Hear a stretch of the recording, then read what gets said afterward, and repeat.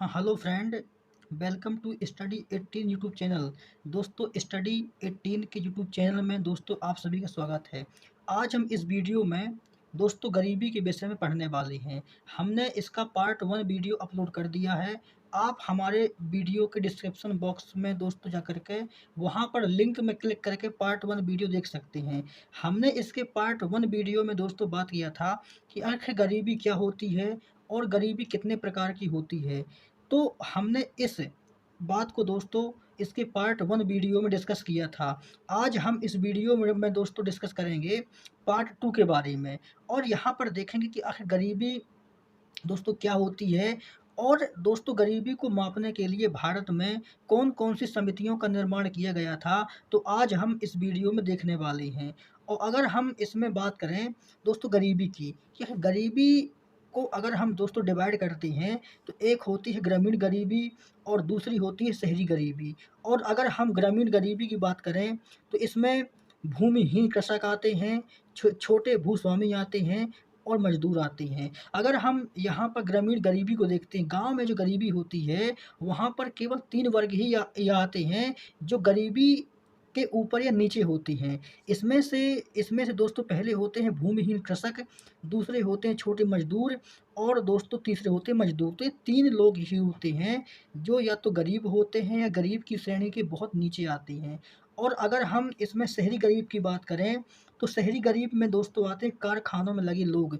जो भी दोस्तों शहरों में लोग होते हैं और जो दोस्तों छोटे-मोटे कारखानों में काम करते हैं, तो उनकी जीविका का आय तो उनके पास होता है, लेकिन वो उतना पैसा नहीं कमा पाते हैं कि वो दोस्तों अपनी जो मूलभूत जो दोस्तों आवश्यकताएँ हैं, उनको पूरा कर सकें।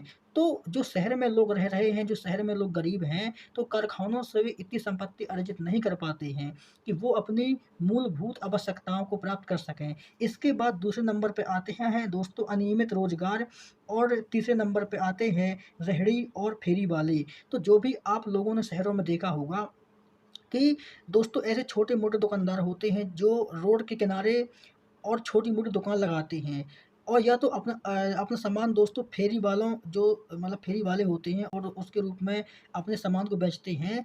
तो यहाँ पर इकोनॉमिक्स में उन्हीं लोगों की बात की गई है, जो या तो शहर के किनारे झोपड़पट्टी वाले होते हैं, जो या तो दोस्तों छोटे दुकानदार होते हैं और फेरी वाले होते हैं। वो एक प्रकार से काम तो कर रहे होते हैं, लेकिन उनके दोस्तों काम करने से वो इतना पैसा अर्जित नहीं कर पाते हैं कि वो अपनी जो गरीबी है उसको दूर कर सकें। इसके बाद दोस्तों हम यहाँ पर देखते हैं भारत में गरीबी के कारण और हम जानते हैं कि भारत में और यहाँ पर दोस्तों हम जानते हैं कि भारत में आखिर गरीबी के कौन-कौन से कारण हैं।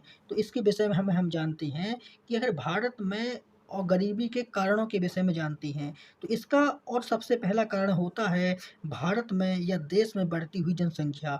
दोस्तों बढ़ती हुई जनसंख्या भी एक प्रकार से गरीबी का कारण बन जाती है और जब किसी देश के पास एक दोस्तों लिमिटेड पब्लिक होती है, एक दोस्तों बहुत ही निम्नतम पब्लिक होती है, तो वहाँ पर जो दोस्तों संसाधन होते हैं, अब वो दोस्तों सबको प्राप्त होते हैं। जैसे रूस, है ना? ब्रिटेन, जापान, जर्मनी, दोस्तों इनके पास जो संसाधन हैं बहुत ज़्यादा हैं और उन संसाधनों को ग्रहण करने वाली पब्लिक बहुत कम है। तो इसीलिए जो भी वहाँ पर संसाधन हैं, वो सभी लोगों तक आसानी से पहुँच जाते हैं और वहाँ के व्यक्ति उन संसाधनों का बहुत भली-भाँति प्रयोग कर लेते हैं।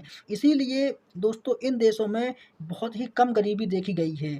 और अगर हम दोस्तों अपने देश की बात करें, तो यहाँ पर जो जनसंख्या का स्तर है वो बहुत हाई है और दोस्तों जो संसाधन हैं वो बहुत कम हैं। तो जब जनसंख्या बहुत तेज़ होगी और उनको ग्रहण करने वाले जो भी संसाधन बहुत कम होंगे, तो वहाँ पर एक प्रकार से गरीबी की रूपरेखा बन जाती है। इसके बाद जो दोस्तों दूसरा कारण होता है वो होता है अल्प बेरोज़गारी। अल्प पे दोस्तों बेरोज़गारी का मतलब ये होता है कि अगर दोस्तों महीने में 7 दिन होती हैं और 7 दिनों में से अगर 2 दिन भी काम उसको मिल गया, तो वो व्यक्ति दोस्तों 5 दिन तो खाली बैठा रहेगा। तो उसी को दोस्तों बोलते हैं अल्प बेरोज़गारी कि वह जो व्यक्ति है, वो अल्प बेरोज़गारी का शिकार हो गया है। तो ये भी दोस्तों क्या होता है, तो ये भी एक गरीबी का कारण होता है। इसके बाद जो जो दोस्तों तीसरा कारण होता है, पूँजी का असमान वितरण। इसको दोस्तों मैंने कई बार डिस्कस किया कि पूँजी का असमान वितरण क्या होता है। तो इसमें से अगर बात करें तो पूँजी का असमान वितरण होता है जब दोस्तों देश के दोस्तों 90% लोगों के पास और 10% संपत्ति होती है और 10% लोगों के पास 90% संपत्ति होती है। तो उसको बोलते हैं पूँजी का असमान वितरण। पूँजी के असमान वितरण का दोस्तों मतलब ये भी होता है कि एक व्यक्ति अमीर है तो वो अमीर ही होता चला जा रहा है, और एक व्यक्ति गरीब है तो वह दिनों-दिन गरीब ही होता चला जा रहा है। इसको बोलते हैं पूँजी का असमान वितरण। मतलब कि अमीरी और गरीबी के बीच में इतनी अधिक खाई है, दोस्तों अमीरी और गरीबी के बीच में इतनी अधिक खाई है कि उसको दोस्तों देखना और उसके बारे में सोचना और उसको मिटाना भी दोस्तों एक प्रकार से एक सपना सा लगता है। इसी प्रकार से बोलते हैं कि पूँजी का असमान वितरण, मतलब जो दोस्तों पैसा है वो सबके पास एक समान नहीं है। तो किसी के पास पैसा है तो बहुत ज़्यादा पैसा है, और उसके पास दोस्तों बहुत ही मात्रा में अधिक पैसा है, और किसी के पास इतना कम पैसा है कि उसके पास खाने को भी नहीं है। तो इसी को बोलते हैं पूँजी का असमान वितरण। तो पूँजी का असमान वितरण भी क्या होता है, गरीबी का एक कारण बन जाता है।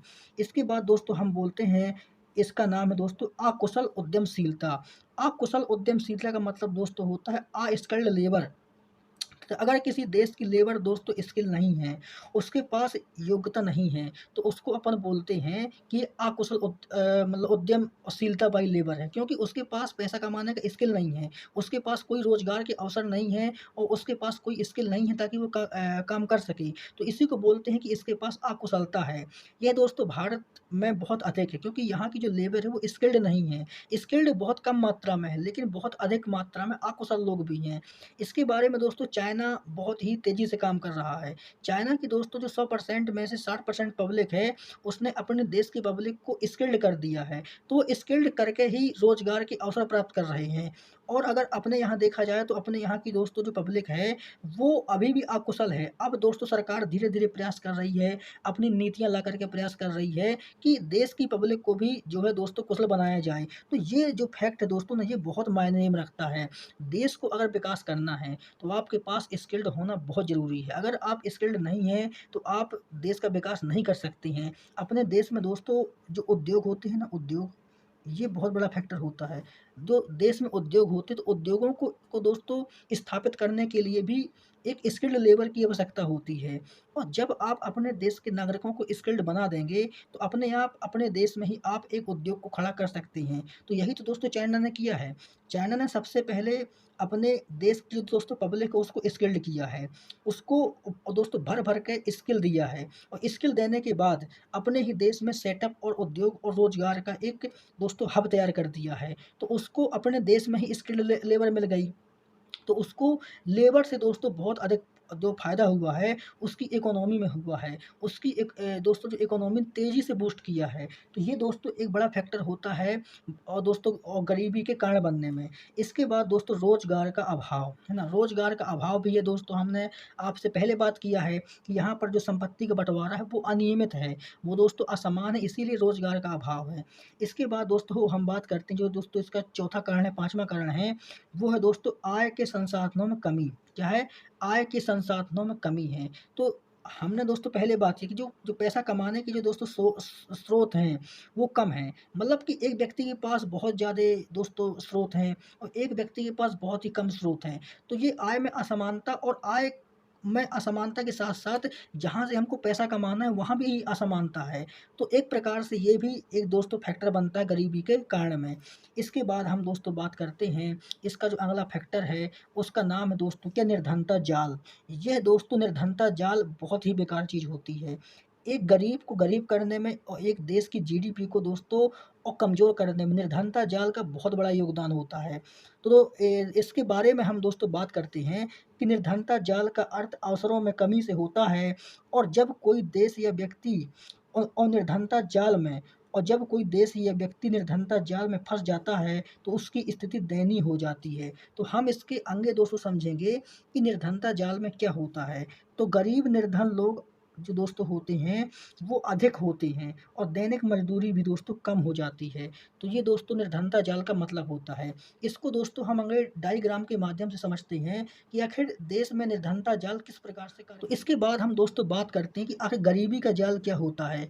एक व्यक्ति गरीबी के जाल में दोस्तों फँस कर के किस प्रकार से गरीब हो जाता है।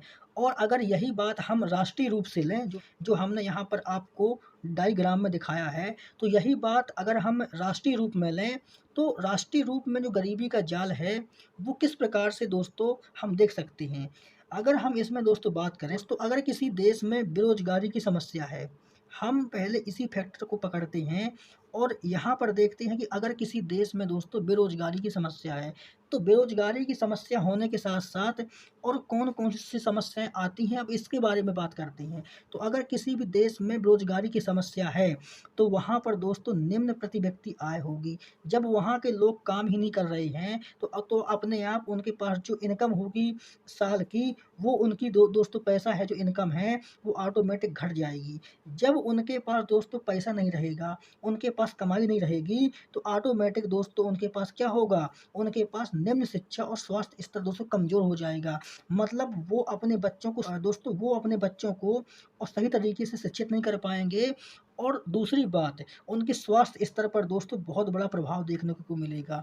स्वास्थ्य स्तर का दोस्तों मतलब होता है कि उनमें कुपोषण की समस्या है ना जो, वो बढ़ जाए, क्योंकि उनके पास जब पैसा दाम जेब में नहीं रहेगा, तो ऑटोमेटिक जो दोस्तों कुपोषण है, वो उनके सामने बढ़ जाएगा। और जब उनके पास दोस्तों शिक्षा और स्वास्थ्य बहुत कमज़ोर होगा, तो ऑटोमेटिक दोस्तों उस देश में क्या होगा, उस देश में निम्न उत्पादकता होगी। मतलब उस देश में जिस मात्रा में वस्तुओं और सेवाओं की मैन्युफैक्चरिंग होनी चाहिए, उस मात्रा में वस्तुओं और सेवाओं की मैन्युफैक्चरिंग नहीं होगी। जब दोस्तों वस्तुओं और सेवाओं की मैन्युफैक्चरिंग नहीं होगी, तब क्या होगा, तब दोस्तों बचत और निवेश की निम्न दर होगी। मतलब बचत मतलब आप सेविंग बहुत कम कर पाएँगे और लोग आपके यहाँ निवेश बहुत कम करेंगे। तो जब आपकी इनकम ही नहीं है आपके पास में, तो आप उस पैसे को बहुत कम मात्रा में बचा पाएँगे। जब आप उस पैसे को बहुत कम मात्रा में बचा पाएँगे, तो जो दूसरे देश हैं, वो आपके यहाँ बहुत कम मात्रा में ही निवेश करेंगे। इसके बाद दोस्तों जो जो इसका लास्ट कारण होगा, वो होगा आर्थिक समृद्धि और विकास की निम्न दर। मतलब कि जो आपकी जीडीपी ग्रोथ रेट है, अगर मैं दोस्तों बात करूँ, आपकी जो जीडीपी ग्रोथ रेट है, वो बहुत दोस्तों डाउन हो जाएगी। क्या? बहुत ही डाउन हो जाएगी। आपकी जो जीडीपी है, इनकम है, वो बढ़ेगी ही नहीं, बहुत डाउन रहेगी मतलब कि वो। फिर अगर आप बात करें तो बेरोज़गारी समस्या है। अगर आप इस चक्र में कहीं से भी स्टार्ट करेंगे, तो आपको आखिर उसी चक्र का दोस्तों रूल आपको मिलेगा। आप अगर यहाँ से स्टार्ट करेंगे तो यहाँ पर आएँगे, यहाँ से स्टार्ट करेंगे तो यहाँ पर आएँगे। मतलब आपको जहाँ से भी स्टार्ट करिए, ये गरीबी का जाल होता है। अगर आपका एक पिलर कमज़ोर है, तो ऑटोमैटिक आपके सारे पिलर कमज़ोर हो जाएँगे। इसके बाद हम दोस्तों बात करते हैं, इसके बाद हम दोस्तों बात करते हैं गरीबी का व्यक्तिगत स्वरूप।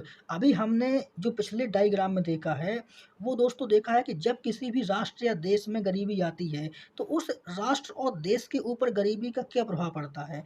अब हम देखते हैं कि दोस्तों जब कोई व्यक्ति गरीब हो जाता है, तो उस व्यक्ति के जीवन पर गरीबी का क्या प्रभाव पड़ता है। तो यहाँ पर हम देखते हैं गरीबी का व्यक्तिगत स्वरूप।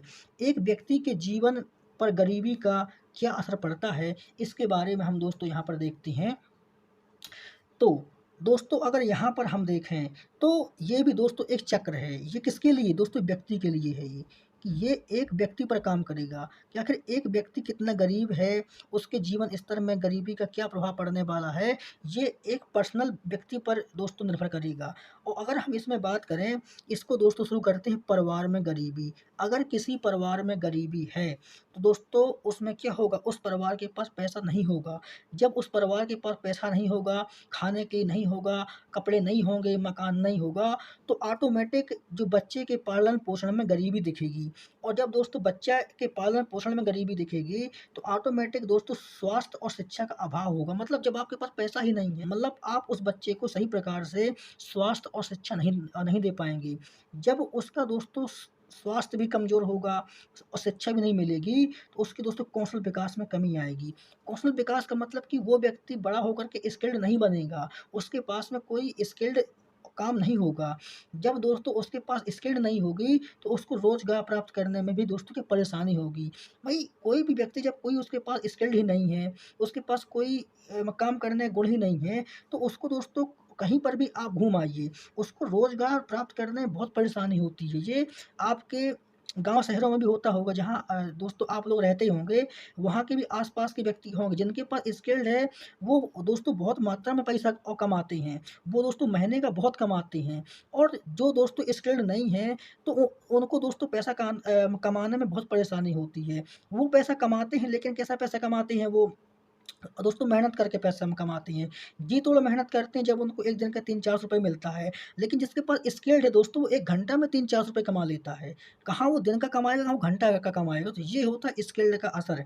तो उसको क्या होगा, उसको रोज़गार प्राप्त करने में परेशानी होगी और जब उसको रोज़गार प्राप्त करने में परेशानी होगी, तो रोज़गार ना मिलने के कारण गरीबी का कवच वो नहीं तोड़ पाएगा। बस यही मतलब है दोस्तों, जब उसको रोज़गार नहीं मिलेगा, तो वो ऑटोमैटिक उसके सामने जो गरीबी की समस्या मुँह बाई खड़ी हुई है, वो उसको कभी नहीं तोड़ पाएगा। तो इससे क्या होगा, इससे उसके परिवार में गरीबी बनी रहेगी।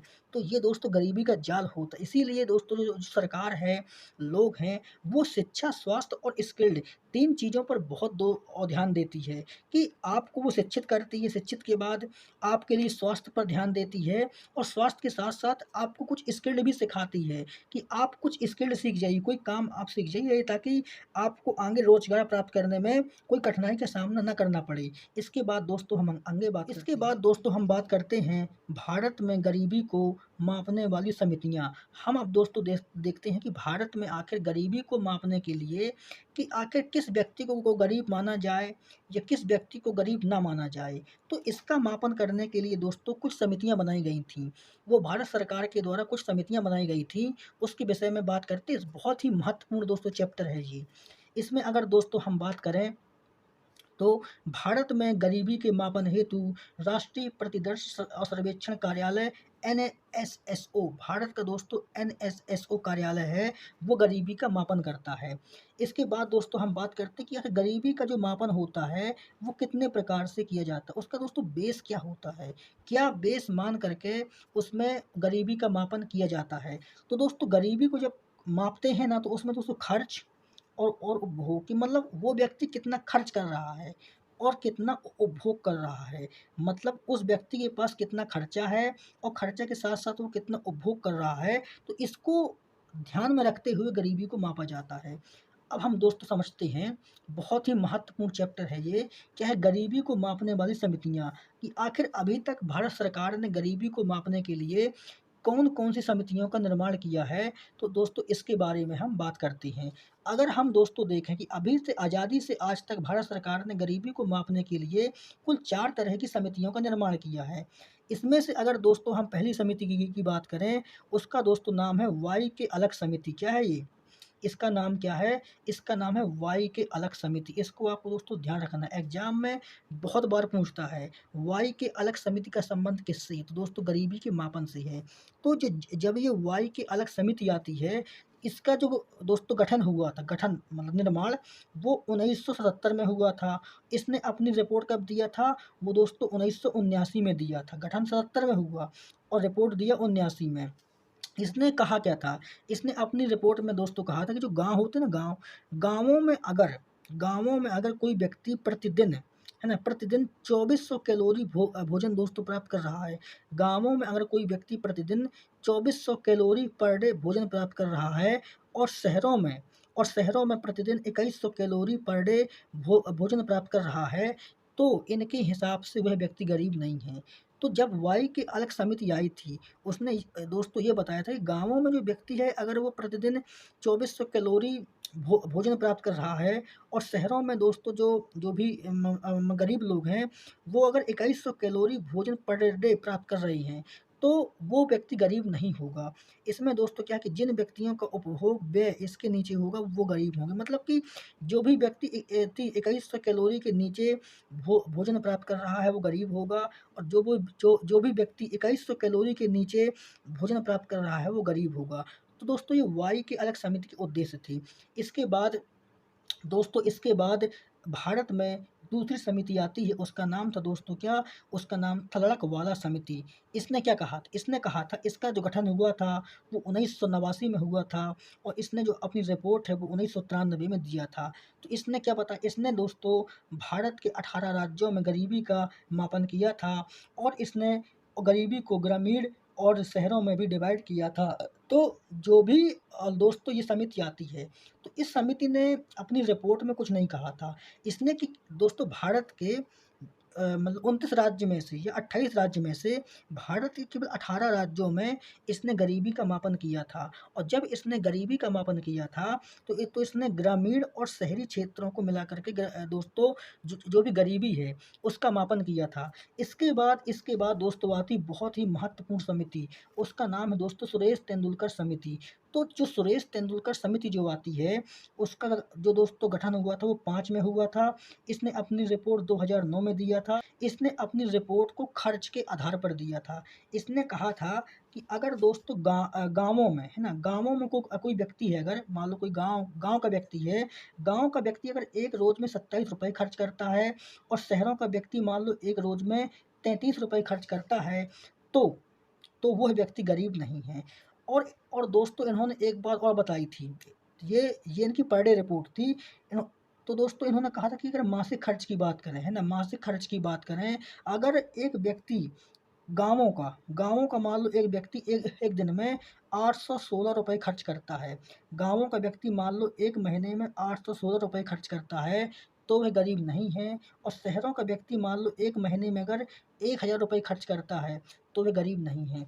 तो ये सुरेश तेंदुलकर समिति के हिसाब से था। उन्होंने इसको दोस्तों खर्च के आधार पर अपनी रिपोर्ट को तय किया था। उन्होंने बताया था कि मान लो गाँव में मासिक खर्च है, मान लो मासिक खर्च अगर गाँवों का देखा जाए तो अगर ₹816 कोई भी व्यक्ति मान लो मासिक खर्च करता है एक महीने में, अपने खाने-पीने में और कपड़े मकान में, तो इनके हिसाब से वो गरीब नहीं है। और शहरों में अगर ₹1000 कोई भी व्यक्ति अपने मासिक खर्च में व्यय करता है, तो वो गरीब नहीं है।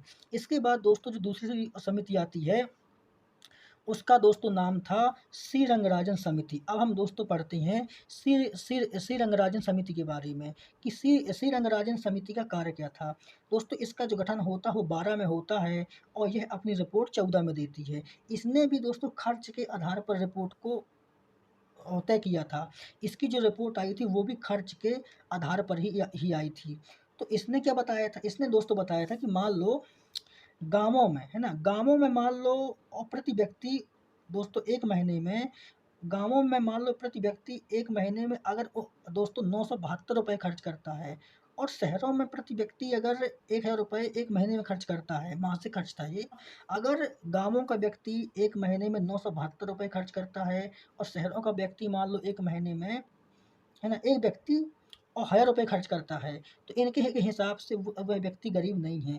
अब गरीब होगा कौन? जो भी इनके क्राइटेरिया को फ़ॉलो नहीं कर रहा है, वो व्यक्ति गरीब होगा। जो दोस्तों महीने में इतने रुपए खर्च नहीं कर पा रहा है या कि बहुत नीचे है, तो उसको ये लोग दोस्तों गरीब मानते थे।